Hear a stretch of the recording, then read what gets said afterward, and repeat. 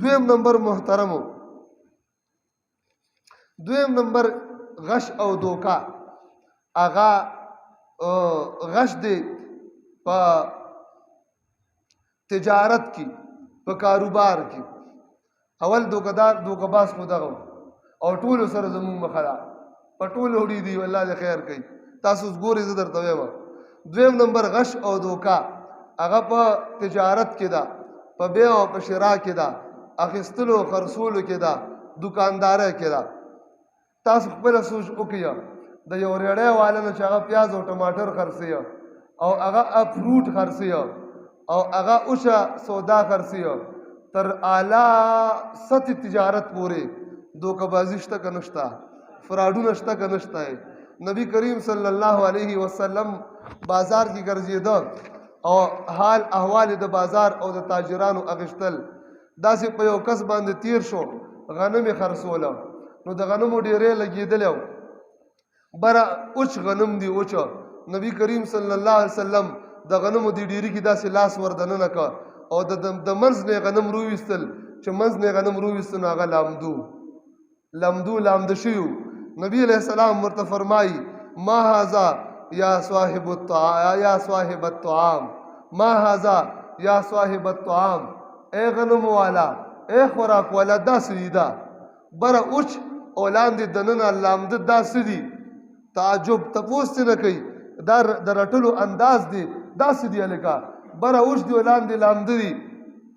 نبی علیہ السلام ته وایي جی اصابته السما، جی دا باران لامده کړي دي. باران څه کړي؟ باران لامده کړي. نبی علیہ السلام ورته فرمایي افلا جعلته فوق الطعام حتی یراه الناس، چې باران لامده کړي دي نو بره اوش دي، دا اوش به دا لامده به دې بره اچولیو که نه، چې خلکو کتلی چې دا لامده غنم دي. تا ولې بره نه کول؟ نو هغه لامده غنم دې په اوچو څه کړي دي؟ پټ کړي دي. بیا نبی علیہ السلام وفرمایل من غشنا فلیس منا، چا چې مونږ ته دوکه راکا دا زما امتی. آها وګوره دوکه، الله اکبر کبیره. ریړی والا به فروټو کې چې کوم فروټ هغه غاټ غاټ به مخې ته ایښودي.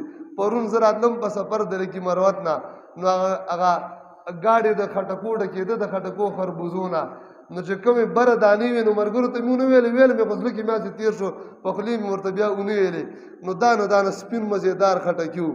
ما ورته ویم چې ګوره دا بره به څنګه ښې دانې وي، و لاندې به داسې نه وي، لاندې خټکي بیا داسې او خربوزي داسې نه وي. څومره فروټ چې دي، سبزیانې، یعنې هر څه چې وي چې کومې بهترینې دانې وي که نه بهترینې، هغه بره او لاندې څخه ایښودې وي. خیال مو دی؟ من غشنا، نبی علیہ السلام د امت دوکا خپل ځان سره دوکا ګرځولې ده. امت ته دوکه ورکول دا نبی کریم صلی الله علیه وسلم ته دوکه ورکول دی. نو حضور وفرمایل چې موږ سره دا د غنمو والا کوي، په لوی سطح سره چې غنم راځي، دا حاجي صاحب دی خو په کیو که نه حاجي صاحب دې غنمو کې شګه خلک ګډوي که نه ګډوي؟ او دغه دا سرکاري چې کوم غنم علي شته که نه، دا دلته دې غنم چې سرکاري طور کوم راځي، په دې بورو کې شګې ګډوي، خاورې چې درانه شي. بوس والا نه پوښتنه وکړه شګې پکې ګډوي که نه ګډوي؟ بوس پکې شګې ګډوي چې درانه شي.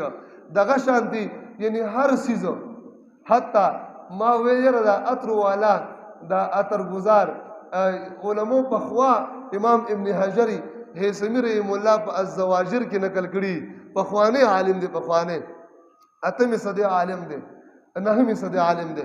نو هغه خپل کتاب کې نقل کړي، وایي هغه وخت کې چې دا کوم خلک به عطر پیروشو، نو د عطرو دا شیشه به دا نه شیشې او منځ یې ولې داسې راډک کړي، نو عطر پکې دومره شیشه به دومره عطر پکې څونه راځي، هغه دننه ډکه کړي، بره نه داسې ورخې جوړې ښکته نه او دا دیوالونه مله. نو ته وایې چې هغه ډ شی په 100 روپۍ راته ډکه کا، هغې کې د 2 روپو تر راشي. نو دا ټولې دوکې داکې الله رب العزت دې موږ د دې نه محفوظ وساتي. من غشنا فلیس منا. دویم نمبر دوکه په تجاراتو کې ده، وړوکې تجارت، غټ تجارت، په ګاډو کې، په یعنې چې څه چې د خرڅولو د اخیستلو دي، په کپړو کې، په هر څه کې دوکې دي، په هر څه کې 2 نمبري ده. الله دې امت اصلاح نصیب کړي.